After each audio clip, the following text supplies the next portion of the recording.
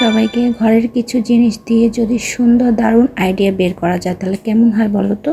এটা ছিল একটা প্লাস্টিকের বোতল এবং এটার মধ্যে আমার একটা গাছ লাগানো ছিল। চিন্তা করলাম যে এই বোতলটাকে যদি আরেকটু সুন্দর করে সাজানো যায় তাহলে দেখতে কিন্তু অনেক সুন্দর লাগে। এই জন্য আমি পাটের রশি ছিল আমার বাসায়, আমার আলাদাভাবে কেনা হয়নি।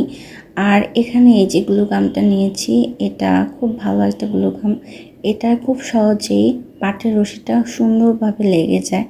আর আমার প্রসেসিংটা ছিল ঠিক এইভাবে। ছোট ছোট জিনিস দিয়েই নতুন লুক এভাবেই তৈরি করা যায় এবং এই জিনিসগুলো সচরাচর আমাদের হাতের নাগালের মধ্যেই থাকে। যেহেতু 2 হাত দিয়ে এই প্রসেসিংটা করছিলাম, আমি অল্প অল্প ভিডিও ক্লিপ নিয়ে আমি একটু একটু করে দেখিয়ে দিচ্ছি। এটা কিন্তু তেমন একটা কঠিন কাজ না, এটা কিন্তু খুবই ইজি একটা কাজ। আর লুকটা ছিল অসাধারণ। এটা তৈরি করার পরে এটা হচ্ছে মানে গাছ লাগানোর পরে এটা সৌন্দর্য মনে হয় আরো বাড়িয়ে দেয়। তো ফাইনালি আমার তৈরি করা হয়ে গেছে। এখন একটা জিনিস লক্ষ্য করা যাচ্ছে যে পাটের রশির কিছু ছোট ছোট আঁশ বের হয়ে থাকে।